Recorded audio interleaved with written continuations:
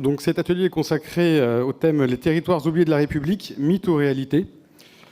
Pour cela, nous avons le plaisir d'accueillir Madame Tania de Montaigne, journaliste et écrivaine, Monsieur David Jayes, essayiste et enseignant à Sciences Po, Madame Nadia Revenana, fondatrice de la Brigade des maires, Monsieur Patrick Haddad, le maire de Sarcelles, et bien sûr Vincent Garel, le maire d'Ecfond, et conseiller régional PRG d'Occitanie. Voilà, donc dans le contexte actuel, plus que jamais, il est... Eh ben, pardon Franck, excuse-moi. Ah mais c'est pour ça.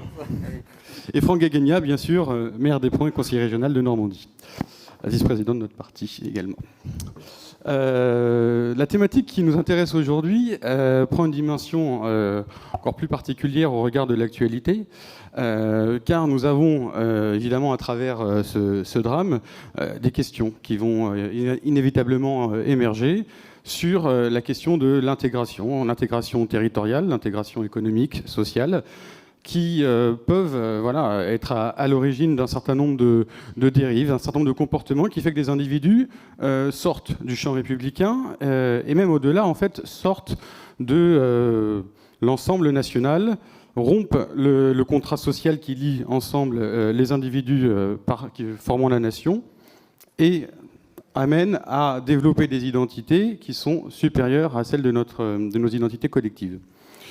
Donc voilà, pour ce faire, je sais que nous avons une question à laquelle il faut répondre. Est-ce que c'est un mythe ou une réalité? Je pense que chacun a déjà un avis sur la question. Nous savons par les études statistiques qu'en effet, il existe un certain nombre de territoires, notamment dans la politique de la ville, mais aussi les territoires ruraux qui sont marginalisés. Les statistiques montrent qu'avec des espérances de vie plus faibles, avec des diplômes plus difficiles à atteindre, avec des taux de chômage plus forts, tout ça accentué par un sentiment de marginalisation qui peut se retrouver dans les deux espaces, notamment sur la question des services publics et de l'activité économique, qui dans ces quartiers comme dans les zones rurales ont tendance à se faire rares. Donc des parallèles, mais également des différences avec des dynamiques contraires, notamment dans les quartiers de la politique de la ville, où il n'y a pas forcément de grand développement démographique, alors que les zones rurales, depuis quelques années, regagnent des habitants. Donc c'est aussi analyser ces deux espaces à l'aune de leur similarité, mais aussi de leurs différences. Je pense que ça pourrait être tout à fait intéressant. Je laisse juste la parole maintenant à Soumia pour dire quelques mots sur notamment la politique de l'asile. Et ensuite, nous laisserons la parole à nos intervenants.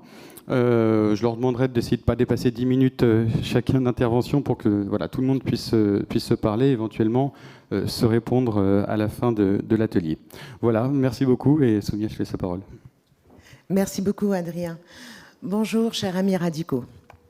Donc, je suis Soumia Ashfa, secrétaire générale de la Fédération de la Seine-Saint-Denis et secrétaire nationale en charge de la politique de la ville. Le thème de cet atelier est territoire abandonné, est-ce un mythe ou une réalité? Je vais vous donner mon ressentiment, mon expérience sur le terrain, surtout pendant le confinement. Depuis le 16 mars dernier, le premier jour de notre confinement, j'ai remarqué beaucoup de choses, parce que je n'ai pas voulu rester à la maison et me dire, bon, il faut que je sois confinée comme tout le monde. J'ai décidé de mettre en place une association d'aide à ces Albertivillariens, à ces Sécano-Dionysiens qui se sont retrouvés du jour au lendemain, sans pouvoir manger, sans pouvoir se nourrir correctement comme vous et moi. Et là, je me suis rendu compte et j'ai rencontré une misère profonde que je ne connaissais pas. Je la soupçonnais, mais pas à ce point-là.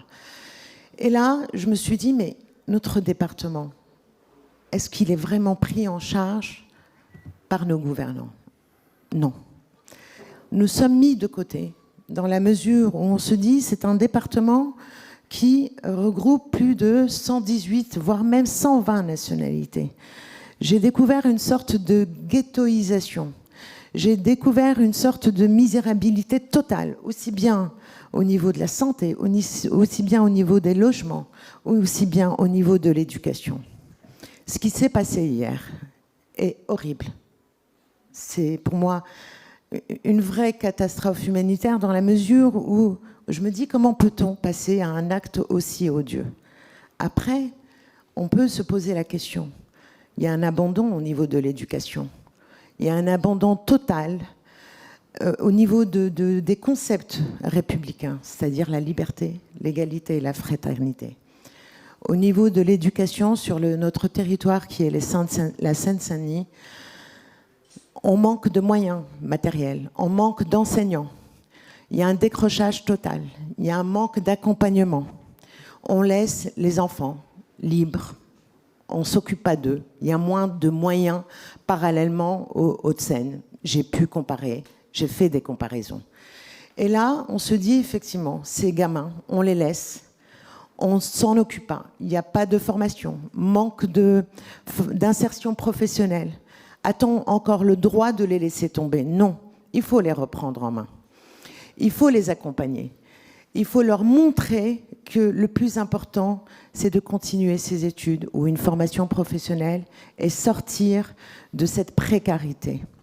Donc nous devons tous ensemble essayer de trouver des solutions d'accompagnement, des solutions dans le cadre de la formation, des solutions dans le cadre de l'éducation et demander pour tous ces territoires abandonnés, parce que je peux vous assurer qu'il en existe, demander à l'État qu'on ne les oublie, qu'on ne doit pas les oublier et éviter encore ce genre de drame. C'est vrai que l'obscurantisme, c'est vrai que l'intégrisme mène beaucoup de personnes à commettre des crimes. Mais on doit les condamner, on doit les condamner. Mais allons voir les racines. Les racines, il y a un manque d'éducation, il y a un manque d'accompagnement. Et je pense qu'il va falloir très sérieusement travailler dessus. Maintenant, j'aimerais vous poser une question. Depuis le début du confinement, est-ce que vous avez remarqué sur notre territoire, la Seine-Saint-Denis ou sur les différents départements, qu'il y a eu une amélioration, une volonté politique d'accompagner ces personnes-là, de les accompagner aussi bien au niveau de leur éducation, au niveau du logement, au niveau sanitaire? Est-ce que vous avez remarqué un changement ou pas? Une évolution, tout au moins, pour éviter qu'on ne tombe dans une situation catastrophique comme celle qu'on a connue lors de la première vague. Est-ce qu'un travail de fond a été fait pour préparer cette deuxième vague? Est-ce que les moyens ont été mis en place au point de vue sanitaire, au point de vue des familles? Parce que je sais qu'il y a eu des familles pendant le confinement qui ont vécu des drames, des infanticides, des femmes qui ont été battues. Est-ce que tout ça a été mis en place? Est-ce qu'on a travaillé là-dessus? Ou est-ce qu'on a tout simplement laissé faire?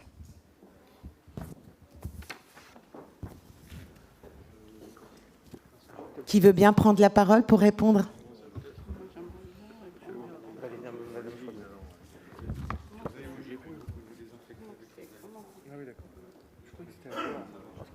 Allô, on vous m'entendez? Oui. Ah, d'accord. Alors, bonjour. Alors, je me présente. Alors, moi, je suis Madame Remadna Nadia. Je suis la fondatrice de la Brigade des mères que j'ai créée en 2014 à Sevran. Je voulais répondre à Madame. Je vais être courte parce qu'effectivement, je parle beaucoup. Alors, concernant ce que vient de décrire Madame, effectivement, ça fait 30 ans, ça fait 40 ans qu'on nous parle des territoires perdus. On a donné tellement de noms. Mais moi, en tant que travailleuse sociale, j'ai travaillé 30 ans dans le social. J'ai travaillé à Sevran, Villepinte, Drancy. Je connais très, très bien le 93. Et je peux vous dire qu'effectivement, il y a énormément de choses qui se sont faites dans ces quartiers. Et effectivement, je peux vous dire qu'il y a des travailleurs sociaux, il y a des enseignants qui restent jusqu'à 20h, même 20h30 pour attendre les parents. Il y a beaucoup de dispositifs qui ont été mis en place, mais je pense, là, on a loupé quelque chose. C'est qu'effectivement, les élus, certains élus de la République, pas tous, de droite comme de gauche, ont effectivement délégué les quartiers à certaines personnes, comme il y a eu la politique des grands frères aussi qui est venue s'installer dans les quartiers, et qu'effectivement, je ne suis pas tout à fait d'accord quand on dit que on nous a abandonnés. Bien sûr qu'il y a certaines discriminations et tout ça, mais je peux vous dire que, comme une ville comme Sevran, par exemple, on a 7 quartiers, je peux vous dire qu'il y a eu énormément de choses qui ont été mises en place, services jeunesse, services des sports et autres services. Et je peux vous dire, moi, en tant que travailleuse sociale, ce qui a à un moment donné débordé, c'est quand il y a eu comme on appelle ça, je ne sais pas, certains appellent ça l'islam politique, certains appellent ça la radicalisation. Énormément, quand on a eu les départs des jeunes en Syrie, on n'a pas intervenu. On a laissé faire, on pensait que c'était des cas isolés. Alors, vous me dites quand je dois... Voilà. Alors moi, je reviens sur les événements de 2005. Je ne reviendrai pas sur le Covid, sur les événements de 2005. Les émeutes de banlieue, certains appellent ça. Certaines révoltes des banlieues à la suite de quoi? L'État fait appel aux grands frères, c'est-à-dire aux hommes, pour remettre de l'ordre dans nos quartiers. Sauf que ces grands frères, mandatés par certains de nos politiques de gauche comme de droite, n'ont aucune pédagogie, ni méthode, autre que ressemblance culturelle et religieuse, ainsi que la violence pour faire régner le calme dans certains quartiers.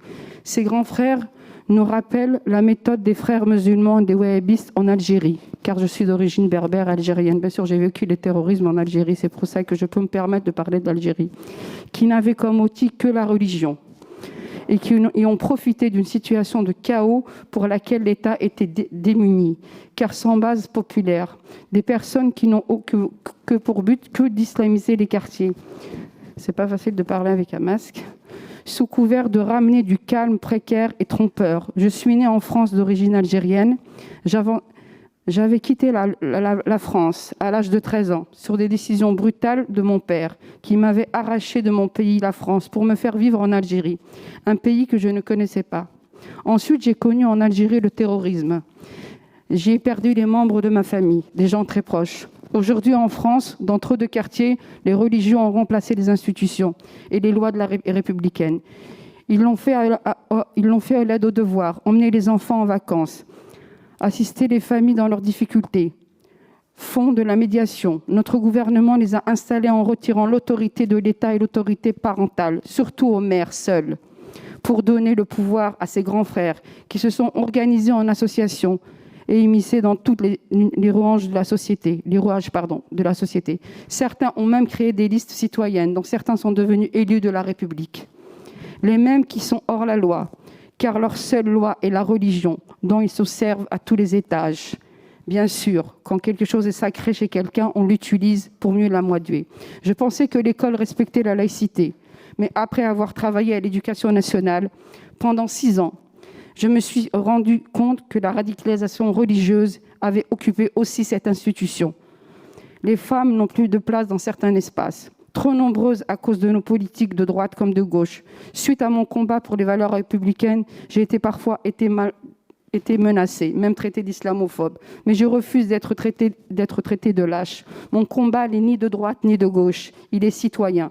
Alors je vous demande à vous tous, ne laissez pas arriver à la France ce qui est arrivé en Algérie et ailleurs. La radicalisation concerne malheureusement tout le monde. Je vous demande à vous tous de venir et de protéger notre jeunesse.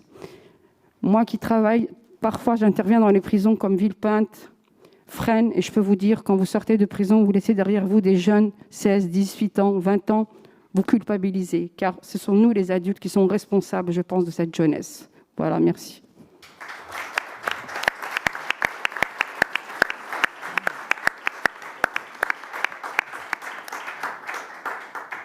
Qui veut bien reprendre la parole? Oui. Bien, bonjour à tous et à toutes. Vous me permettez d'enlever le masque pour pouvoir m'exprimer. C'est un peu difficile, je trouve, avec. Je voudrais évidemment remercier d'abord le Parti radical de gauche pour son invitation. Guillaume Lacroix, Ahmed Lawedge. Je suis venu à la fois en ami, puisque en ami et en voisin. En ami, puisque la coalition à la tête de laquelle j'ai été réélu en juin dernier comprend une membre du Parti radical de gauche, et donc on avait votre soutien et je vous en remercie. Et puis en voisin, puisque la ville de Sarcelles est presque frontalière de Saint-Denis et au cœur d'un certain nombre de problématiques qui ont été évoquées. Alors je vais essayer de donner un peu de perspective au débat, et puis de donner quelques caractéristiques un peu spécifiques à la ville de Sarcelles, qui à certains égards est très proche des caractéristiques notamment sociales du 93, puisqu'on est frontalier de Stein, de Pierrefitte, et que sociologiquement, donc on est proche pas simplement géographiquement, mais sociologiquement aussi proche du 93, et de ce qui a été dit sur les problématiques sociales en règle générale, et pendant la période du Covid aussi en particulier, et puis les problématiques, les tensions identitaires ne nous épargnent pas non plus, mais je vais vous en donner aussi une lecture qui est peut-être un peu particulière, liée à la sociologie de la ville de Sarcelles, qui est à la fois, je dirais, proche à certains égards de celle du 93, mais qui a aussi certaines particularités qui font à la fois le charme de la ville, qui il y a une image médiatique qu'il faut corriger, mais qui existe dans le débat public depuis une trentaine d'années maintenant, parce que Sarcelles est d'un des plus anciens grands ensembles qui ont été construits au moment de la crise du logement, donc la construction a commencé à la fin des années 50, et puis la dynamique de peuplement a été particulière, si bien qu'on a aussi certains sujets qui nous sont propres, et à certains égards, Sarcelles ne ressemble à aucune autre ville. Alors, j'y reviens dans un instant. Le thème de cette table ronde, c'est les territoires oubliés de la République. Et il n'y a pas, d'ailleurs je pense que c'est aussi un des sujets sur lesquels que nous devons aborder, c'est qu'il n'y a pas que les territoires urbains qui le sont, il y a aussi un certain nombre de territoires périurbains, de territoires ruraux qui sont en marge aussi, qui sont oubliés. Alors, parfois des politiques publiques, enfin en partie des politiques publiques qui sont pas suffisamment dans l'esprit des décideurs publics, et puis qui sont aussi dans la dynamique économique que l'on connaît, en marge de la mondialisation qui va accroître un certain nombre d'inégalités. Et comment cela émerge dans le débat public, comment est-ce qu'on le perçoit? On le perçoit malheureusement souvent après des périodes de crise, des périodes de tension. Je pense récemment sur le mouvement des Gilets jaunes qui a assez peu touché nos quartiers. Nos banlieues se structurent pas tellement idéologiquement comme cela, mais à certains égards, il y a un sentiment de relégation qui est proche dans des territoires périurbains qui, eux, ont vu très largement ce mouvement pénétrer leur territoire et exprimer, bien ou mal, le ressenti des habitants. On le voit aussi avec la montée du Rassemblement national, dont le vote est particulièrement fort dans des territoires, pas forcément dans les nôtres, là encore, parce que sociologiquement, il y a moins de gens qui auraient tendance à voter pour le Rassemblement national, même s'il faut être vigilant, et qu'il y a un vote dans un certain nombre de quartiers, y compris populaire, qui va se porter vers le Rassemblement national. Mais cette montée de ce parti, elle se voit aussi, elle surfe évidemment sur un sentiment de relégation. Et donc je pense qu'il ne faut pas opposer les quartiers périurbains, ruraux et les quartiers urbains, parce que finalement, quand on creuse un peu, au-delà des différences sociologiques, il y a aussi des problématiques proches en termes sociaux, en termes de relégation économique, d'emploi, de maîtrise de l'urbanisme, et tout simplement de se sentir considéré et partie prenante à part entière de la République et du projet émancipateur qu'elle doit apporter. Dans nos quartiers, ça a été dit rapidement par l'interlocuteur précédent, Nadia, sur le fait que la visibilité des problématiques sociales dans les quartiers s'est vue aussi après des émeutes. Alors c'est plus vieux que le mouvement des Gilets jaunes ou les dernières percées du Rassemblement national. Ça précède la montée violente du fondamentalisme islamiste qui a encore frappé hier, mais ça fait partie du contexte qui a vu émerger la crise des banlieues sur la scène nationale. Je pense aux émeutes urbaines de Clichy-sous-Bois en 2005, celle de Viguelbel en 2007, une ville voisine de Sarcelles. Et malheureusement, c'est dans ces moments-là que l'on s'aperçoit que, il y a eu des sous-investissements publics forts dans ces quartiers, un manque d'anticipation d'un certain nombre de problèmes qui allaient se poser. Derrière, ça fait réagir les politiques publiques. Donc, à cette époque-là, 2005-2007, c'est Jean-Louis Borloo qui va mettre en place un certain nombre de réformes de la politique de la ville, plutôt bien pensées d'ailleurs. Mais ce qu'il faut se dire, c'est qu'il ne faut pas attendre de nouvelles émeutes pour intervenir dans ces quartiers. Donc garder une vigilance forte, non seulement une vigilance, mais aussi une intervention publique qui le soit. Je pense que ça doit être aussi un des fils conducteurs de notre pensée dans ces quartiers, parce qu'on a quelque part dans ce pays un État qui a gardé des restes centralisateurs jacobins et qui a du mal à appréhender la diversité des situations. Appréhender la diversité des situations, ça ne veut pas dire considérer les gens différemment. C'est le contraire. C'est-à-dire que pour pouvoir ramener les gens vers le cadre républicain, il faut comprendre les problématiques réelles qu'ils rencontrent pour pouvoir mieux les traiter. Et c'est pour ça que c'est intéressant de pouvoir échanger ici avec des collègues maires qui connaissent des sociologies différentes, mais parfois les problématiques peuvent être similaires.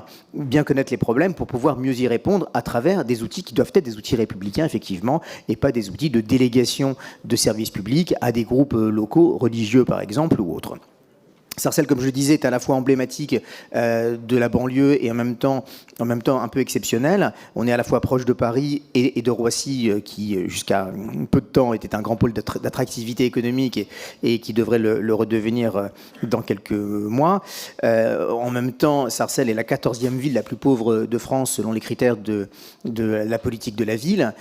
Donc on voit la gravité de la dimension sociale de la crise qui peut frapper une ville comme Sarcelles. La moitié des habitants ne possèdent aucun diplôme, pour donner quelques données au-delà du ressenti, quand c'est un quart dans la région Île-de-France. Donc on voit d'où on part. Et donc moi ce que je veux, c'est pas tenir un discours qui est plaintif ou misérabiliste, mais qui éclaire sur cette réalité, mais aussi sur le potentiel de ces quartiers, parce que ça, c'est important de le retenir aussi. On a une photographie à l'instant T, on regarde aussi les choses en dynamique, et ce dont on s'aperçoit en dynamique, c'est qu'en fait, il y a beaucoup de gens qui réussissent en partant de nos quartiers. Simplement, quand je dis en partant, c'est aussi en partant à la base, et puis souvent, ils quittent aussi ces quartiers quand ils réussissent. Donc quand on regarde cela, on s'aperçoit qu'il y a aussi un grand projet, historiquement, dans ces villes et à travers l'école républicaine en particulier. C'est pour ça qu'on est particulièrement meurtri aussi aujourd'hui. Eh bien, il y a toute une série d'habitants, souvent d'origine étrangère. Sarcelles a été et est toujours une terre d'accueil, pas loin de Roissy, où des populations, des communautés se sont structurées et ont permis l'école républicaine, la solidarité des habitants aussi, ont permis qu'il y ait des grandes réussites à partir de nos quartiers, dans certains métiers médiatiques, le sport ou le show business, mais pas seulement. On a aussi beaucoup de réussites associatives, professionnelles, des chefs d'entreprise, des médecins, etc. Et ça, il faut aussi l'avoir présent à l'esprit, et puis se dire qu'il faut qu'on réfléchisse aussi sur comment on fait pour que dans ces quartiers, un certain nombre de classes moyennes, de gens qui ont réussi, et envie de rester. Ils ont souvent envie de transmettre, mais ils ont aussi envie de partir. Alors, les gens sont libres. Le projet, c'est pas d'assigner les gens à résidence. Tant mieux s'il y a de belles réussites qui partent de nos quartiers, mais il faut aussi voir comment on peut rééquilibrer les situations et faire en sorte que nos quartiers ne restent pas, ne deviennent pas, ne s'accentuent pas le phénomène de ghettoisation à la fois sociale et identitaire, puisque les deux dimensions sont présentes. Sur la dimension identitaire, dans une ville comme Sarcelles, ce qui est particulier, c'est qu'on a une mosaïque communautaire et religieuse comme on trouve dans peu de villes. Pour faire vite, on a les 3 grandes religions monothéistes qui sont très présentes et quasiment à part égale. Alors, il n'y a pas de statistiques ethniques, donc je ne peux pas vous donner un chiffre précis, mais il y a cela. Ça permet qu'il n'y ait pas, on va dire, un groupe religieux qui puisse prendre le pouvoir, y compris électoralement. Ça ne fonctionnerait pas pour des raisons simples, de règles à calcul. Et puis, ça amène aussi les gens à se considérer dans un contexte local dans lequel il y a de l'altérité, c'est-à-dire dans lequel il y a d'autres personnes qui vont avoir d'autres croyances. Il y a aussi des gens qui ne sont pas structurés autour de communautés religieuses, et c'est tant mieux parce que ce serait curieux qu'il n'y ait que ça. Mais c'est une dimension qui est présente, et en travaillant avec tout le monde et en passant les bons messages, je pense qu'on ne peut pas ne pas dialoguer avec les gens, mais dialoguer avec y compris avec des communautés religieuses, parce qu'ils ont besoin d'organiser leur culte, et ça, la République le garantit aussi. Dialoguer avec des gens, ça n'est pas déléguer une partie de la cohésion sociale, ni de la politique de la ville. Et pour travailler sur la question identitaire, c'est aussi ramener du commun. C'est-à-dire que vous avez votre lieu de culte, vous avez un certain nombre de pratiques, la liberté de culte, de croyance est totale dans ce pays, et donc tout cela est garanti. Et en même temps, vous avez aussi un grand projet commun auquel nous vous appelons à adhérer. Et quand on tient ce discours, certes, il peut y avoir un certain nombre d'individus, de gens qui veulent porter un projet séparatiste en marge du projet républicain, mais quand on a un projet républicain un dialogue avec ces personnes-là, enfin avec l'ensemble de la ville, y compris avec des communautés religieuses et des gens qui peuvent se structurer de façon identitaire, eh bien on arrive à progresser. Ce qui est important, c'est que la République progresse dans ses quartiers et qu'elle ne recule pas. Alors, elle progresse avec un discours qui est un discours de clarté, qui respecte la liberté d'expression et la liberté de culte, qui rappelle les principes républicains, puis ça doit s'incarner dans des actions. Le discours est fondamental,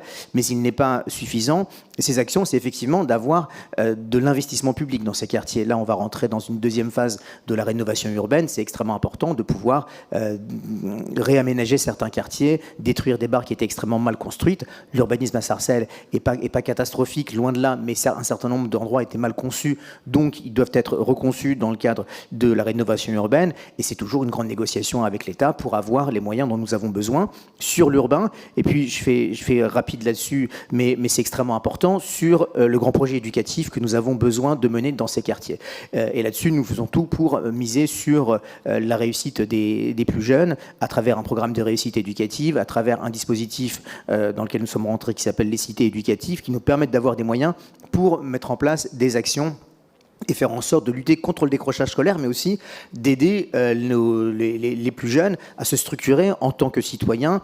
Ça facilite leur insertion socio-professionnelle, mais c'est aussi un facteur d'émancipation en tant que tel. On a mis en place une université populaire. Là, c'est un peu plus difficile à tenir dans le contexte sanitaire, mais on pense que c'est comme ça que ça doit fonctionner aussi, d'avoir des grands repères éducatifs, culturels communs. On a mis en place un grand plan de lutte contre le racisme, l'antisémitisme et les discriminations avec des associations nationales, la LICRA, l'UEJF, SOS Racisme, la DILCRA, le service de l'État dédié à ces questions, et qui doit justement aller dans les différents quartiers, travailler avec les écoles, travailler avec les plus jeunes pour faire en sorte que des messages passent, que les gens se rencontrent, pour qu'ils comprennent que la République est avec eux et pas contre, et qu'eux-mêmes se structurent positivement grâce au bagage éducatif qu'on aura réussi à leur donner. Donc, en 2 mots de conclusion, c'est vraiment l'investissement public par le dialogue, c'est l'investissement public par le rappel des principes, par la rénovation urbaine dont nous avons besoin dans ces quartiers, et par le fait de porter un grand projet éducatif et culturel qui permet à la fois l'émancipation et le fait de faire progresser les habitants de ces quartiers. Merci beaucoup, monsieur le maire. Est-ce que quelqu'un... Oui, David, je t'en prie.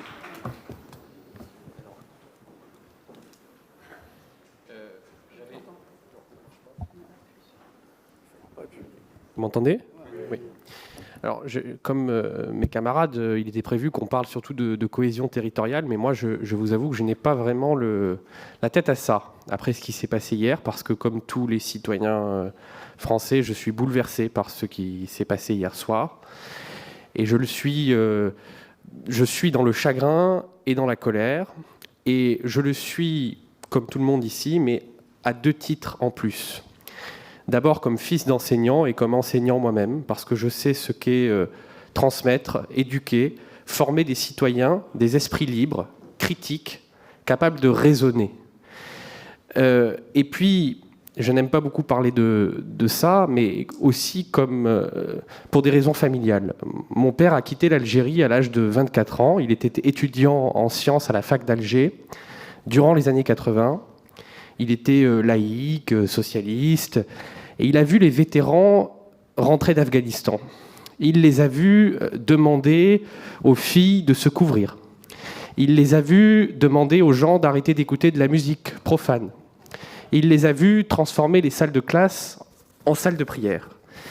Et il a vu la somme des petites lâchetés qui conduisent peu à peu une société à céder, à abdiquer, et à tomber sous un joug de ce qui est en fait une idéologie totalitaire. Et puis, on est passé des symboles et des mots aux actes.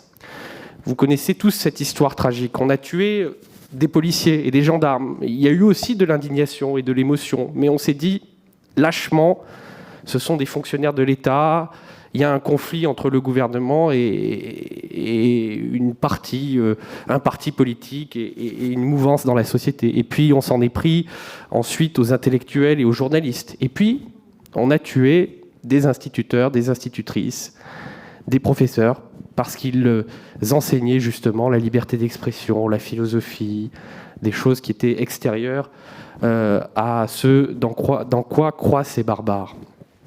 Je crois que, évidemment, les mots nous manquent pour faire face à ce genre d'actes. On se sent un peu démunis. Moi, ce que je voudrais dire, c'est que je ne voudrais pas que nous nous habituions à l'horreur, en quelque sorte, et que nous basculions dans une sorte d'écriture ou de parole automatique. Il y a eu, il y a 2 semaines, une attaque au couteau devant l'ancien siège de Charlie Hebdo. Il y a, depuis de nombreuses années, outre les terribles attentats qui ont ensanglanté notre pays, des attaques comme ça. Rappelez-vous Hervé Cornara aussi dans l'Isère, décapité. Rappelez-vous ce couple de policiers à Magnanville, ce prêtre à Saint-Étienne-du-Rouvray. Il y a une violence, une barbarie endémique, terrible, et il faudra plus que de l'écriture ou des paroles automatiques pour s'y attaquer. Il faudra en réalité plus que des réponses policières et judiciaires. Et je dois vous dire que j'en ai un peu assez, moi, des belles paroles sur les valeurs de la République, sur la tristesse, etc. Ce sont des choses qui sont évidemment vraies et qui nous étreignent tous. Mais il est maintenant temps d'agir pour de bon. Et agir pour de bon, ça veut dire quoi ? Je pense qu'il y a 2 priorités absolues. La première, elle est déjà bien identifiée, c'est d'accompagner ceux qui éduquent. Ceux qui éduquent, ce sont les parents, ce sont les mères aussi, et ce sont les enseignants. Il faut que les enseignants puissent être accompagnés, formés, pour parler de la laïcité, de la liberté d'expression, des caricatures de Charlie Hebdo, sans avoir peur, sans recevoir de pression, sans se demander s'il faut faire sortir les élèves musulmans de la classe, etc. Il faut qu'on puisse, à la maison comme à l'école, transmettre les valeurs de la République. Et les valeurs de la République, ce n'est pas simplement des mots, c'est des choses concrètes, incarnées. C'est le fait que nous sommes avant tout des citoyens et que nous formons un corps social et un corps politique qui est indifférent, en quelque sorte, aux déterminations et aux particularismes et aux foi et aux convictions des uns et des autres qui peuvent être ce qu'on veut. Mais il y a autre chose. Et au fond, je crois qu'on ne devrait pas penser que la réponse s'arrête à l'État ou au pouvoir public, y compris dans ce qu'ils ont de plus fondamental comme l'école. La réponse est aussi une réponse sociale et culturelle. Il y a, au sein de l'islam aujourd'hui, une crise spirituelle et existentielle considérable. Il y a un manque d'autorité religieuse. Il y a un manque de débat théologique. Et ce n'est pas à nous, élus, responsables publics, intellectuels, de trancher ces choses-là. Mais nous pouvons accompagner les musulmans de France dans cette réflexion. J'ai un ami qui est moine dominicain qui s'appelle Adrien Candiar et qui vit au Caire et qui est probablement l'un des plus grands islamologues de sa génération. Il vient de publier un livre merveilleux sur le fanatisme. Qu'est-ce qu'il dit sur le fanatisme ? Que c'est d'abord un problème théologique. C'est le problème théologique des gens sans Dieu, en réalité. Parce que les musulmans qui assassinent quelqu'un parce qu'il a dessiné des œufs de Pâques ou qui assassinent un enseignant parce qu'il a parlé des caricatures de Charlie Hebdo, ils le font parce qu'ils n'ont jamais su parler de Dieu, ils ne savent pas ce que c'est que la transcendance, ils sont dans un rapport complètement idolâtre, en réalité. C'est-à-dire que, comme ils pensent qu'ils ne peuvent pas accéder à Dieu, ils se focalisent sur des pratiques, sur des actes, et en réalité, ils trahissent leur religion. Alors ce travail-là, ce n'est pas en quelque sorte aux non-musulmans, ce n'est pas au pouvoir public, ce n'est pas aux intellectuels non-musulmans de le faire, mais cette crise spirituelle, elle doit pouvoir être prise en charge et la société doit pouvoir amicalement accompagner les musulmans. Et les musulmans de France ne doivent pas se dire « cela ne me concerne pas car cela n'a rien à voir avec ma religion ». Bien sûr que ça n'a rien à voir avec ma religion, mais ces gens-là défigurent une religion et commettent ces actes au nom de cette religion.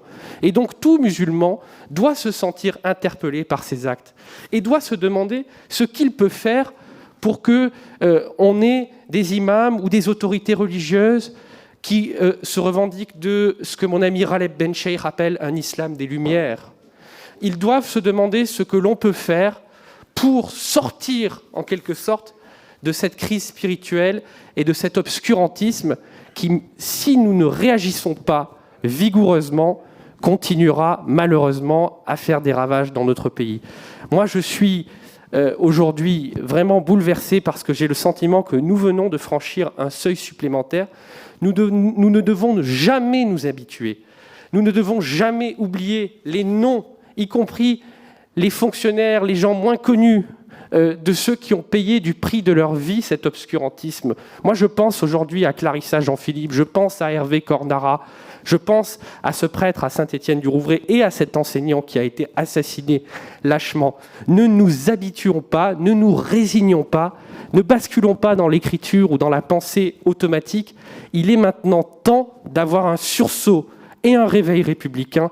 Je crois que nous sommes arrivés vraiment au bord du gouffre et si nous ne réagissons pas, malheureusement, nous nous préparons au pire.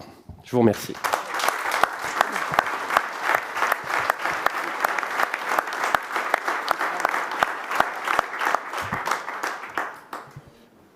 Alors, par rapport à ces propos que je trouve d'une très grande force, le témoignage que je souhaitais apporter, c'est celui d'un élu assez loin des problématiques des quartiers, puisque je suis élu d'une périphérie, d'une ville tranquille qui s'appelle Caen, donc concernant le territoire normand.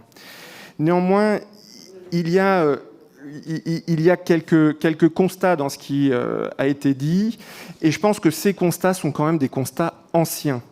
Souvenez-vous, dans les années 60, un auteur avait écrit « Paris est le désert français ». On a toujours cette opposition entre les territoires. Ces territoires, aujourd'hui, ne sont pourtant pas résolus. Et la crise du Covid a justement soulevé d'autres problématiques que sont, par exemple, la rupture numérique. Et on l'a vu. Et c'est un lien direct aussi avec la question éducative. Lorsque dans des familles, nous ne pouvons plus porter les enfants à l'école et qu'il y a une carence numérique, la rupture est encore plus grande. Et là, ce n'est plus un problème de territoire, c'est un problème d'accès à l'information, c'est un problème de citoyenneté et surtout d'éducation. Un autre point qui est important, c'est aussi la rupture des transports qu'on connaît dans nos territoires plus ruraux. Un éloignement des services publics. Aujourd'hui, il faut savoir que, par exemple, dans un département comme le Calvados, en 5 ans, 4 trésoreries ont disparu. Et nous en sommes aussi en termes de disparition progressive des bureaux de poste, de manière exponentielle. On commence, et tout ça c'est aussi une manipulation un peu des esprits et des citoyens, parce qu'on va commencer par réduire, par exemple, les horaires d'ouverture, si possible, au moment où justement les gens en ont besoin. On va commencer à critiquer le service rendu, puisqu'il y a moins d'ouverture. Et après, évidemment, c'est très simple de dire on n'a plus besoin d'eux, on va passer sur un critère plus privé. Le problème des transports, et notamment des trains, que certains dans les régions peuvent rencontrer, est un vrai problème de fond. On supprime des postes, par exemple, dans ce qui est la SNCF. Les trains vont avoir des pannes techniques, vont avoir des retards, et au bout d'un moment, les présidents de région disent écoutez, vous voyez bien, la SNCF n'est plus à la hauteur du service rendu, nous allons tenter le privé. Donc, il y a ces écueils qui sont la disparition progressive du service public, et sans plagier, mais vous savez, on dit souvent que le service public, c'est le patrimoine de ceux qui n'ont rien. Eh bien, c'est aussi une forme d'éloignement du citoyen de la République. Parce que ces services publics, c'est ce que l'on doit aux citoyens. C'est ce qui permet de faire sens. C'est ce qui permet d'avoir le sentiment d'être égaux entre quelqu'un qui est de Paris ou quelqu'un qui est en Lozère, en Creuse ou dans la grande couronne parisienne. C'est ça aussi la proximité et le sentiment d'appartenance et de cette citoyenneté. Je pense qu'aujourd'hui, donc en dehors de cette marchandisation qui est un écueil essentiel, puisque progressivement on coupe les services publics des territoires, ça a un impact très clair, et ça, les sociologues se sont penchés là-dessus. Lorsque vous supprimez les gares et les postes, le vote du Rassemblement national augmente. Donc il y a une corrélation. Donc, ce qui veut bien dire que la notion de service public est essentielle pour permettre justement le sentiment de faire un sens commun. La disparition des valeurs, et je ferai un point sur l'école parce que je pense qu'aujourd'hui, c'est le dernier point qui permet de sauver la République. Il y en avait un, ça peut faire grincer les dents, mais c'était très machiste, puisque c'était les hommes qui partaient pendant quelques mois faire leur service national, et ils avaient à ce moment-là le sentiment d'appartenir à la nation. Qu'on soit pour, qu'on soit contre, il y avait un moment, un rendez-vous citoyen. D'ailleurs, le terme de rendez-vous citoyen est maintenu encore aujourd'hui pour les... Ça se passe, c'est une journée. Hein, on est passé de quelques semaines, quelques mois, à une journée lors de ce rendez-vous citoyen. Ça prouve aussi l'importance qu'on accorde aux citoyens et à ce rendez-vous, qui devrait être un rendez-vous emblématique. Parce qu'en fait, on est en train de creuser une autre fracture, en dehors de celle des territoires, c'est aussi entre l'individualisme et le citoyen. Et aujourd'hui, l'école n'est qu'une somme d'individualités. Tout est fait pour l'individu, rien n'est fait pour le citoyen, et pour qu'il y ait un sens commun en termes d'apprentissage des valeurs. Et ça, c'est dramatique. Il faut savoir qu'aujourd'hui, dans certaines filières de l'enseignement professionnel, les élèves ont une demi-heure d'histoire géo, d'éducation civique par semaine. Une demi-heure. Que voulez-vous apprendre en une demi-heure?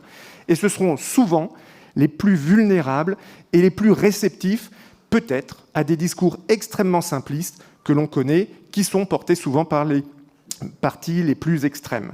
Donc on fragilise ce sentiment de valeur, on fragilise aussi cette importance d'être une société.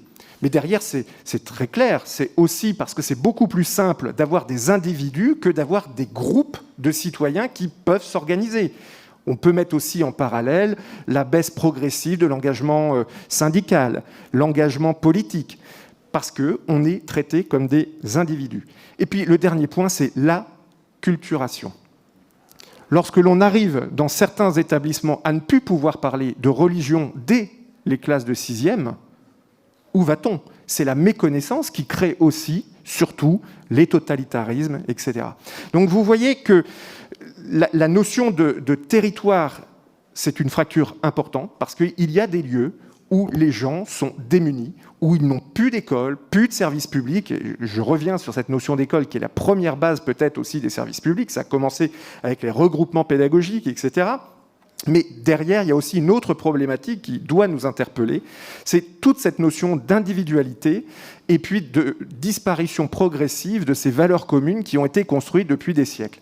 Donc ce n'est pas de revenir à l'école d'antan, mais je pense que le vrai chantier, peut-être l'unique chantier qui nous reste aujourd'hui, depuis la disparition des grands corps qui étaient l'armée, les religions, et ben, aujourd'hui, et puis progressivement la disparition aussi des familles, hein, qui sont souvent, qui se heurtent à des difficultés dans l'éducation de leurs enfants, et ben, le dernier pilier, le dernier socle, c'est cette école qui, hier, a été malmenée, terriblement bouleversé, et on se rend compte que face à ça, il va falloir non plus jouer cette carte de l'individu, mais justement essayer de faire corps et de donner un sens à tous ces jeunes, à tous ces futurs citoyens qui sont très éloignés, pour certains, des valeurs de la philosophie des Lumières. Voilà.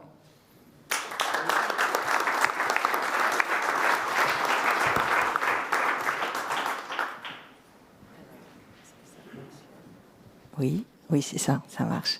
Bonjour.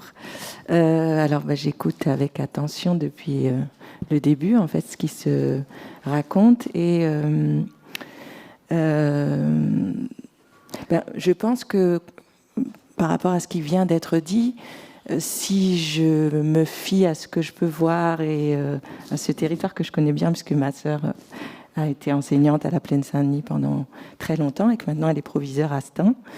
Donc je fais régulièrement des ateliers ici. Et puis par ailleurs, moi j'ai grandi dans ces tours, pas celle-là, mais des tours comme ça. Et donc j'ai grandi avec ce dont vous parlez, c'est-à-dire cette idée que nous serions des gens extrêmement spéciaux, avec des mœurs bizarres, et qu'il fallait répondre à cette idée qu'on était rangé quelque part, que ce quelque part, effectivement, en fait, par rapport au thème mythe ou réalité, et cette question d'abandon ou pas, en fait, le paradoxe de tout ça, c'est qu'à la fois, il y a une invisibilité à certains moments et une survisibilité à d'autres, qui en général sont corrélées aux élections.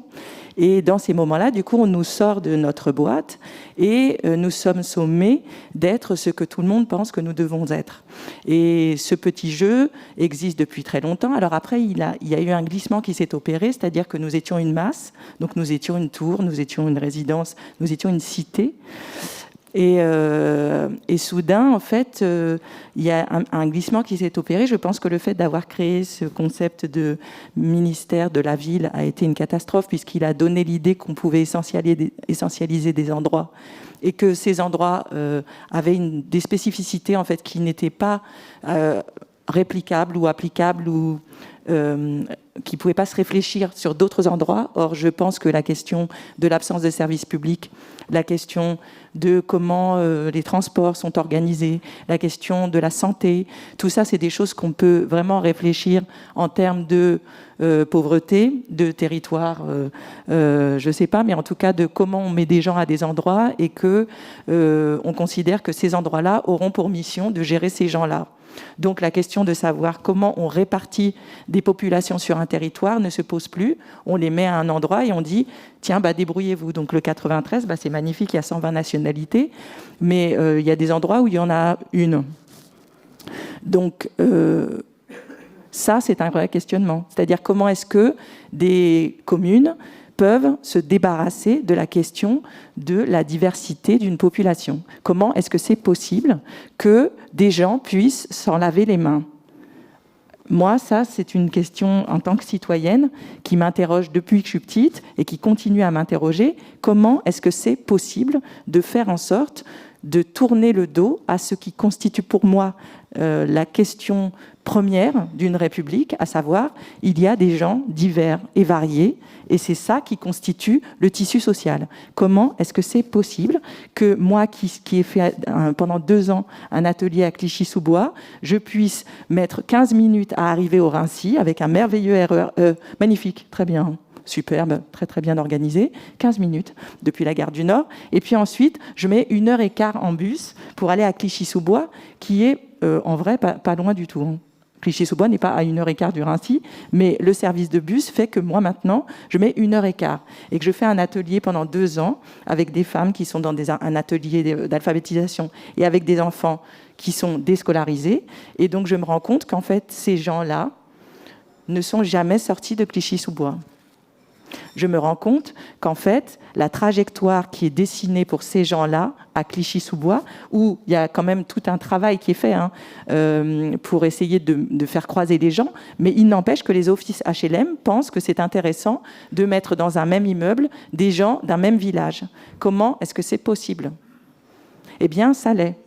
Donc pour moi, en fait, la question des territoires perdus ou abandonnés, c'est la question de la République perdue ou abandonnée. Ce n'est pas les territoires. Parce que quand on laisse des offices HLM faire ça, et quand moi, dans mon atelier, en fait, je me rends compte qu'il y a des gens qui habitent à 2 bâtiments l'un de l'autre et qui ne se sont jamais parlé, eh bien, moi, en tant que citoyenne, je suis triste et en colère, comme disait mon voisin, très triste et très en colère.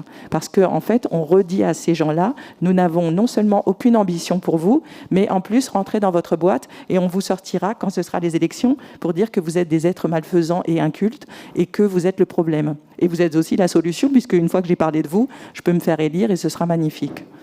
Donc c'est ça, en fait, pour moi, la question de savoir s'il y a un mythe ou une réalité. Oui, il y a un mythe, comme les sirènes, et nous attendons tranquillement, au moment du voyage, du retour vers Ithaque, de dire « Ah bah oui, mais c'est pas moi, c'est les sirènes ». Donc oui, il y a un mythe. Et puis après, il y a une réalité, c'est-à-dire qu'il y a effectivement des gens qui, pour la plupart, essayent de se lever le matin, de nourrir leur famille, de payer leur loyer, et tout ça dans un environnement où il n'y a plus rien, où on ne leur envoie jamais l'idée qu'ils sont citoyens, et on leur dit « démerdez-vous ». Alors démerdez-vous avec ce qu'on appellera des grands frères, ce qu'on appellera des mamans. Voilà, il y a tout un tas de choses comme ça qui d'ailleurs enferment sur la famille. C'est-à-dire on n'est pas sur une question d'une république et d'une citoyenneté, on est sur des termes qui relèvent d'une petite famille, donc d'un tout petit village où il y aura ton papa, ton grand frère, ta maman, et puis toi, tu t'organiseras dans ce petit monde parce que nous ne te voulons pas grand. Et ça se répercute sur plein de choses. Je crois que c'est toi, Nadia, qui parlait des ateliers en prison. Oui, moi aussi, je fais des ateliers en prison. Là, j'ai passé 2 mois à la prison de Toulon. Et en fait, j'ai appris qu'à la prison de Toulon, pendant que tout le monde est en train de s'intéresser énormément à la couleur des gens qui sont dans la prison, pendant que tout le monde fait ça, en fait, moi, ce que j'ai vu, c'est qu'il y a 70% qui sont des enfants placés. Alors, ça ne veut pas dire que tous les enfants placés finissent en prison, mais ça veut dire que 70% des gens qui sont en prison sont des enfants placés. Eh bien, moi, en tant que citoyenne de cette République, je suis triste et en colère, parce que je me dis, mais qu'est-ce qu'on a fait pour que ces enfants n'aient pas été pris en charge ? Ils étaient sous notre responsabilité. Qu'est-ce qu'on a raconté ? Qu'est-ce qu'on a fait pour que ces enfants-là soient totalement démunis ? Qu'est-ce qu'on a fait pour qu'à 18 ans, ils ne soient plus sous la responsabilité de personne ? Qu'est-ce qu'on a fait ? La réponse est rien. Alors du coup, ça nous laisse beaucoup d'espoir parce que ça veut dire que forcément, tout sera mieux que rien. Mais je crois que notre réflexion, elle est à ce niveau-là. Elle est au niveau de quelle est l'ambition que nous avons ? Qu'est-ce que nous voulons voir ? Ça fait 2 ans qu'il y a des gens sur des ronds-points qui nous expliquent que le 3 du mois, ils ne peuvent plus manger. Qu'est-ce que nous avons pour ambition ? Qu'est-ce que c'est qu'une république dont les principes sont la liberté, l'égalité et la fraternité ? Qu'est-ce que c'est qu'une république qui marche sur ces 3 valeurs essentielles et qui vraiment rompt totalement avec son ADN, en fait ? Qu'est-ce que ça veut dire ? Et là, je suis très intéressée et étonnée de voir que hier, notre président a tenu à rappeler que nous sommes une république une et indivisible. Alors c'est merveilleux, mieux vaut tard que jamais, parce qu'en fait, il y a eu tout un glissement qui s'est opéré systématiquement et qui a produit le fait que quand quelqu'un mourait, quand quelqu'un était agressé ou blessé, les représentants de l'État, donc de nous, trouvaient que c'était intéressant de parler à ce qu'ils pensaient être la communauté intéressée par ce qui se produisait. Alors on a dit, les musulmans de France, que moi je ne connais pas, je connais des Français musulmans, mais les musulmans de France je ne les connais pas. On a dit, je suis avec vous, les je ne sais pas quoi, et puis oh là là, les catholiques, je pense bien à vous et tout ça. Je trouve, moi, que dans notre République, cette obsession de vouloir perpétuellement parler à la religion est assez étonnante, quoi. Je trouve, moi, que quand quelqu'un meurt, c'est mon sujet, quelle que soit sa religion et sa couleur.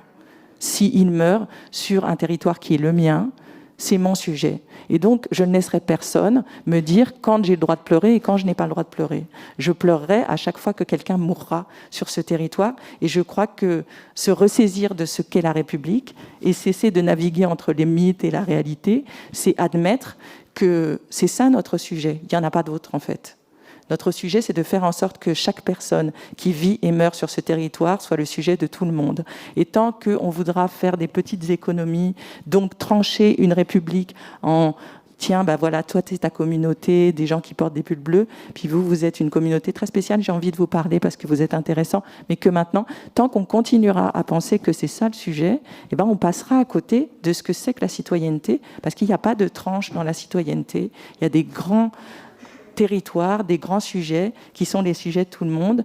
Et je suis d'accord qu'il va falloir accompagner fortement tous les gens qui, tous les jours, font en sorte qu'on rappelle qu'un citoyen, c'est un citoyen en entier et pas à demi. Alors c'est la santé, c'est l'école, c'est une réflexion sur la prison. Qu'est-ce que ça veut dire la prison ? À quoi ça sert ? On a pris la peine d'abolir la peine de mort. Alors qu'est-ce que ça veut dire de mettre des gens à un endroit et de dire tu sortiras dans 5 ans, dans 10 ans, et voilà, et de pas du tout penser à la réinsertion ? Qu'est-ce que ça veut dire ? Qu'est-ce que ça veut dire de sortir des enfants d'une famille maltraitante et de ne pas s'en occuper ? De ne pas mettre les moyens ? Qu'est-ce que ça veut dire ? Donc je pense que nous avons alors là un champ de réflexion et de d'outils à utiliser, parce qu'il n'y a pas que des choses à inventer, il y a des choses qui existent, il faut les mobiliser, quoi. Et il faut les mobiliser fortement en notre nom. Et donc, il va falloir aussi se souvenir que la citoyenneté, c'est pas que quand ça m'arrange, c'est pas un supermarché, c'est tout le temps, en fait. Et que donc, je peux exiger tout le temps que quand il y a des institutions qui parlent en mon nom, elles parlent juste.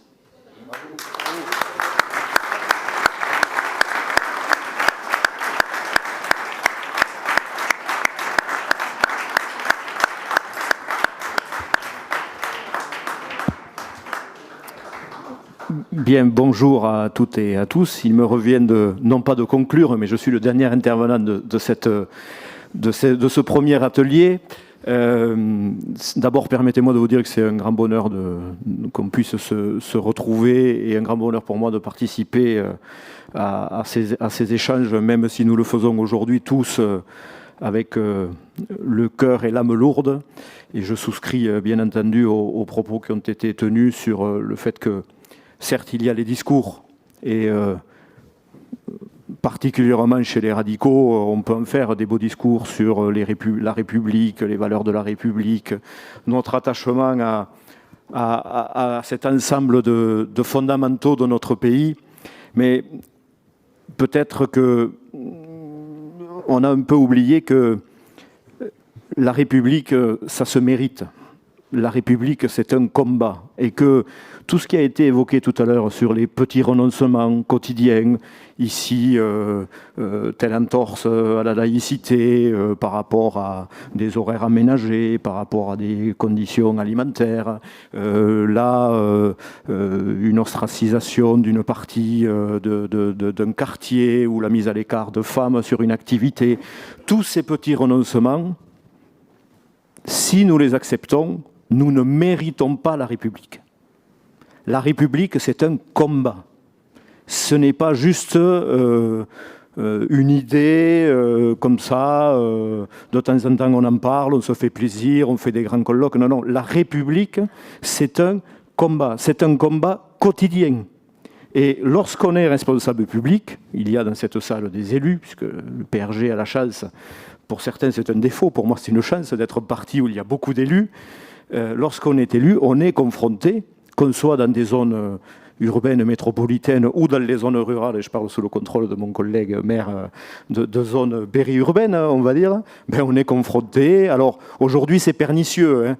Aujourd'hui on ne vous explique pas comme il y a quelques années c'était Franco. On y allait, on nous expliquait, on nous disait voilà, je veux des repas aménagés pour mes enfants, pour des régions religieuses, etc. Mais dans nos territoires ruraux, et ça me permet de parler des territoires, parce que moi je suis le maire d'une commune de 2600 habitants au sud du département du Tarn. Dans nos territoires ruraux, où il n'y a pas une organisation associative comme vous pouvez les rencontrer dans les zones urbaines, aujourd'hui il y a des petits détournements, c'est-à-dire qu'on est tous véganes aujourd'hui. Hein. Voilà, tout le monde est végane. Moi, les sujets que j'ai à la cantine, c'est des gens qui sont véganes. Puis quand vous les recevez et que vous discutez un peu avec eux, ils sont véganes depuis la veille. Hein. Ils sont pas, voilà. Il y a derrière des... Moi, j'ai rien contre les véganes, personnellement, hein, c'est pas le problème. Mais il y a derrière des connotations religieuses, ça va de soi. Et il ne faut pas céder. Il y a dans nos organisations de cantine des possibilités pour que les enfants qui ne veulent pas manger de viande ou telle chose aient autre chose. Mais il n'y aura pas de spécificité pour telle ou telle personne. Parce que, comme ça a été dit, un citoyen, c'est un citoyen à part entière, dans son entièreté. On ne choisit pas l'intérieur de la citoyenneté. On n'est pas citoyen parce qu'on a une religion. On n'est pas citoyen parce qu'on est blanc. On n'est pas citoyen parce qu'on est noir. On n'est pas citoyen parce que demain on peut être citoyen parce qu'on est barbu, parce qu'on a les cheveux gris ou qu'on n'en a plus, etc. Tout ça ne veut rien dire. On est citoyen à part entière et l'exercice de la citoyenneté doit se faire au nom de valeurs. Mais le respect de ces valeurs, et je veux insister là-dessus, c'est un combat. Trop souvent, y compris chez les politiques, on confond le concept de démocratie avec le concept de république. La démocratie, c'est de permettre à chacun d'exprimer, de participer au choix collectif Et c'est quelque chose, bien entendu, que nous respectons tous, puisque nous sommes dans une république démocratique. Je vous rappelle que dans le monde, il y a des républiques qui ne sont pas démocratiques quand même. Hein. Bon, on en a une en Corée du Nord qui n'est pas... Bon, voilà. Mais la république, c'est pas que l'idée de dire qu'on va faire partager la décision avec les citoyens.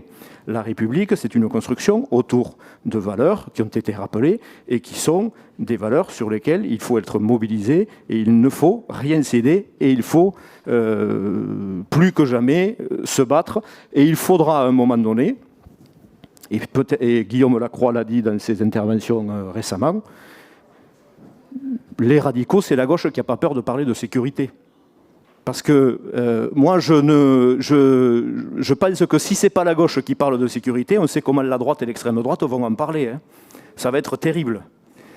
Qui sont les premières victimes de l'insécurité dans les quartiers? C'est bien les classes populaires. C'est bien les gens qui se lèvent le matin, comme ça a été dit, pour essayer de faire vivre leur famille, etc. Donc, si on ne s'occupe pas de ces gens-là, ça sert à quoi d'être républicain et de gauche? Alors, la sécurité, l'éducation, parce que bien entendu, l'éducation, c'est la priorité absolue, et ça me permet, je reviens sur l'aspect territorial. Moi, ce que je constate, c'est que, qu'on soit en ville ou qu'on soit en campagne, on est tous maltraités, de toute façon, hein, d'une façon ou d'une autre. Si je prends l'exemple du département du Tarn, qui est un département qui avait une industrie classique, traditionnelle, qui a totalement disparu, liée aux évolutions techniques, et à ce qu'on a appelé la mondialisation, qui est enclavée pour la plupart du département, qui a des problèmes de transport, qui a des problèmes de numérique, et donc ça déclenche chez les citoyens une notion de déclassement, de repli sur eux-mêmes qui conduit à deux choses. Pour ceux qui sont originaires de cultures qui aujourd'hui, on voit, il y a une pression, j'allais dire, dans le discours national pour qu'elles se referment sur elles-mêmes, ou d'une religion, ils se replient vers leur communauté d'origine. Et puis, pour, j'allais dire, nos autochtones, hein, qu'est-ce qu'ils font? Ils votent Front National, tout simplement. Moi, je n'ai pas de problème de sécurité dans ma commune. Enfin, pas plus qu'ailleurs. Il y a bien quelques difficultés comme partout, mais il n'y a pas de problème de sécurité. Je n'ai pas de problème d'intégration. Moi, j'accueille dans des logements des personnes issues d'un CADA qui sont afghans, avec une famille, qui sont scolarisées. J'ai zéro problème avec ces personnes-là. Je n'ai pas de difficulté. Mais les gens ont peur de quoi? Ils ont peur de ce qu'ils ne connaissent pas. Ils ont peur de ce qu'on leur a expliqué que c'était la faute de la mondialisation. Ils ont peur de l'étranger de façon générale. Et donc, il faut là-dessus faire de la pédagogie. La pédagogie, on l'a fait comment? On l'a fait en essayant de mettre en œuvre des outils. Alors, modestement, dans ma commune, on a créé des conseils participatifs. On fait des commissions ouvertes. On a mis le paquet sur l'école. L'école, c'est la mère de tout. L'enseignement, c'est la mère de tout. Les équipements, les ateliers périscolaires, les sorties scolaires, tout est fait pour essayer de créer un sentiment de groupe qui amène à la citoyenneté. Mais je peux en parler en tant que conseiller régional également. La région Occitanie travaille énormément en proximité avec ses territoires et avec ses concitoyens. Il y a eu en début de mandat, par exemple, une immense consultation sur les transports, on l'évoquait tout à l'heure. Quel que soit le territoire, le transport, c'est un drame.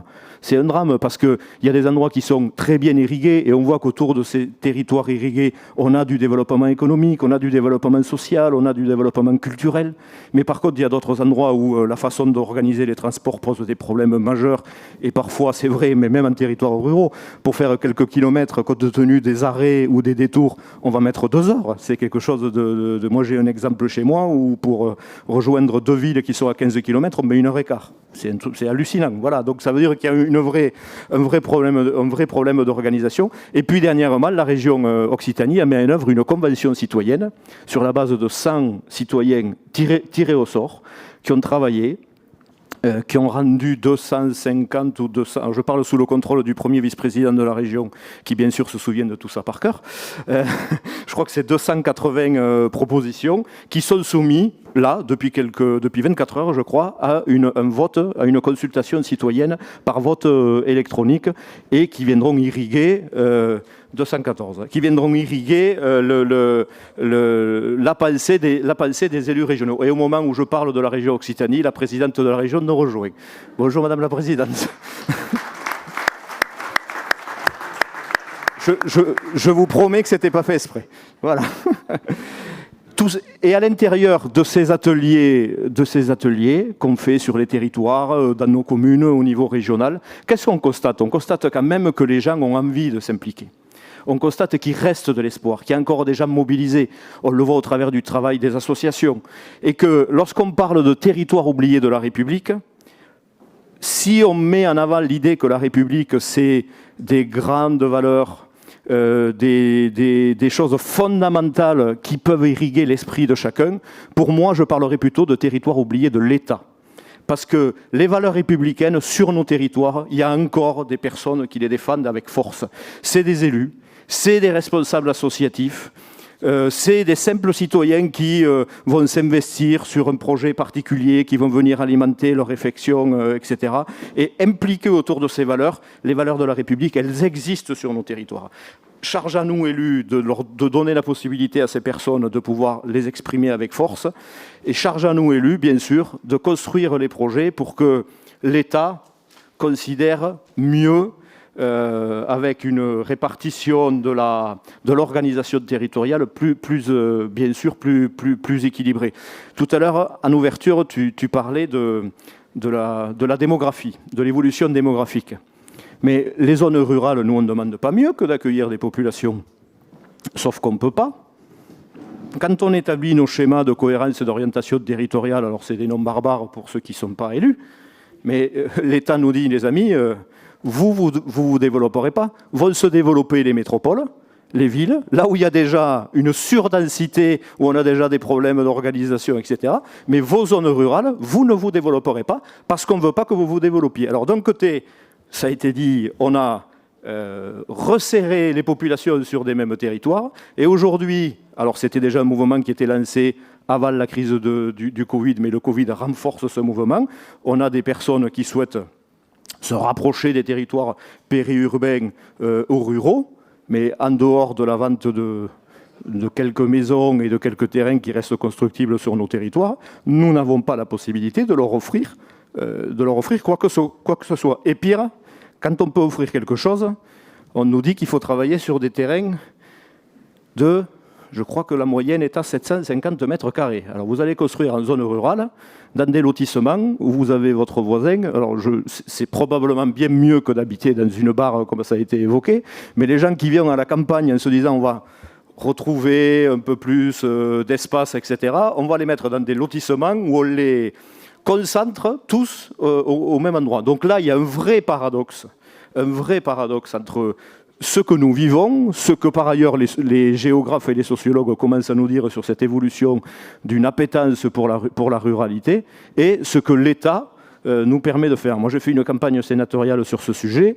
Je peux vous dire que c'est un discours que tout le monde ne comprend, parce que sur tous les territoires du département et sur tous les territoires de France, on a la même difficulté. On nous dit, vous allez accueillir des gens, mais vous n'allez pas en accueillir beaucoup parce qu'on vous empêche de le faire. Donc là, il y a un paradoxe qui pose quand même une vraie difficulté et qu'il va falloir un jour résoudre. Et il faut que l'État prenne. C'est à moi de finir. Bon, voilà. Donc merci de votre écoute. C'était l'expérience d'un élu rural qui vient compléter ce qui a été dit.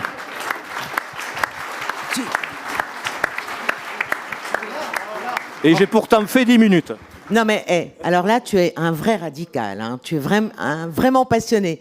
Nadia, vous vouliez reprendre la parole, je vous en prie. Vous m'entendez? Hein? On m'entend? Alors oui, je voulais reprendre la parole parce que tout à l'heure, j'ai pas vraiment Alors moi, je vais reprendre un petit peu tout ce que tout le monde a dit. Alors moi, je parle de ma propre expérience, je vais revenir sur ma propre expérience.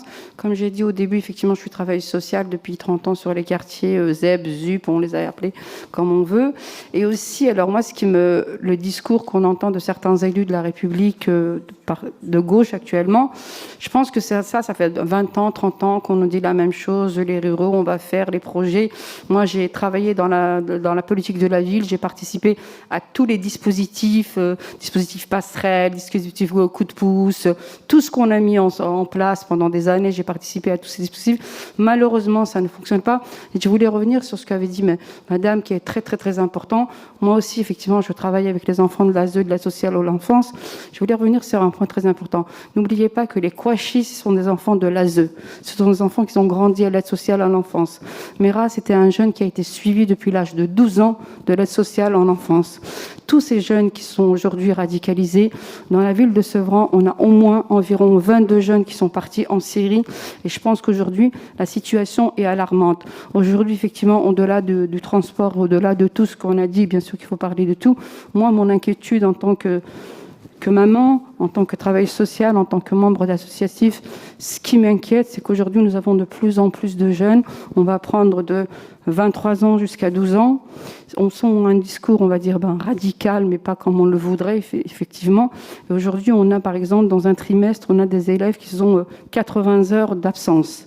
Et le pire, c'est qu'ils sont justifiés par les parents, les absences. Parce que pour un enfant, sur l'absence, 80 heures pendant un trimestre, c'est énormément.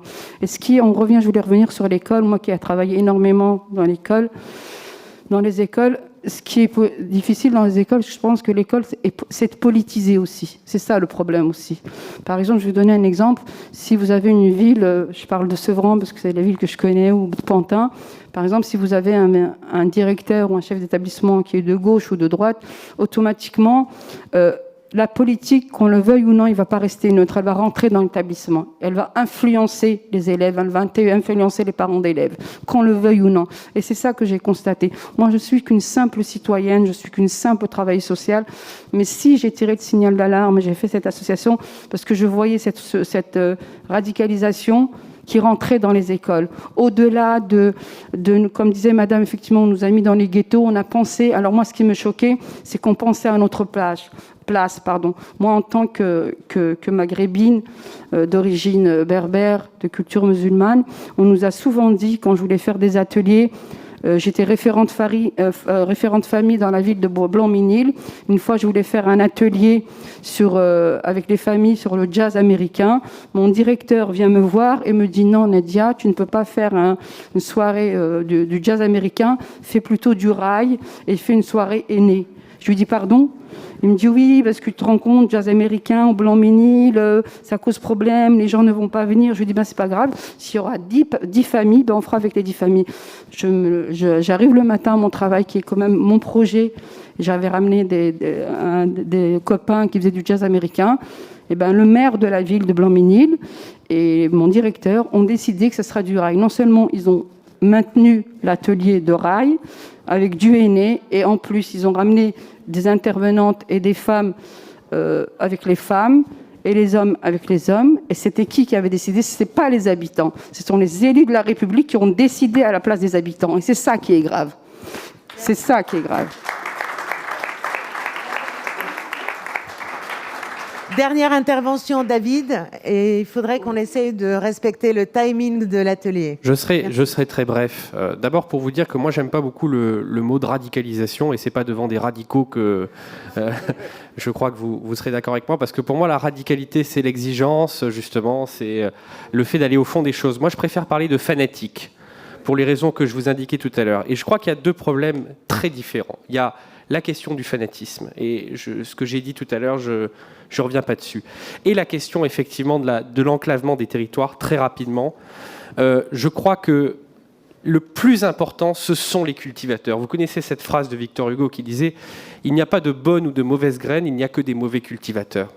Depuis 30 ans, nous avons coulé beaucoup de béton. Nous avons aussi démoli, rénové. Et la rénovation urbaine, effectivement, a obtenu de très belles réussites. Sur les services publics, il y a eu beaucoup de déclarations d'intention et un peu moins de choses de faites, surtout quand on voit que la Seine-Saint-Denis est par exemple le premier désert médical de France. Mais la clé, ça reste les cultivateurs, ça reste les enseignants, ça reste les parents, ça reste les travailleurs sociaux, ça reste les responsables de clubs de sport, les acteurs culturels, les médiateurs. Et donc je crois que la clé pour l'avenir, pour ce ressourcement républicain auquel nous aspirons tous, c'est de retrouver des récits positifs et des récits collectifs, à la fois au niveau national et au niveau local. Construisons de la coopération entre acteurs. Nous sommes dans un territoire, par exemple, qui va accueillir de très importantes infrastructures olympiques. L'île Saint-Denis, Saint-Denis, Saint-Ouen, il va y avoir le village olympique, etc. C'est une formidable opportunité d'associer l'ensemble des acteurs, les entreprises qui vont être mobilisées sur ces chantiers, les associations, les habitants, pour essayer de dessiner ensemble ce que pourra être ce village olympique, quelle pourra être sa contribution à la vie collective, etc. Il faut que nous retrouvions des projets qui nous mobilisent collectivement, et c'est comme ça que nous réparerons les territoires, plutôt que d'avoir des grands discours sur des programmes d'investissement pluriannuels à plusieurs milliards d'euros où on va couler du béton.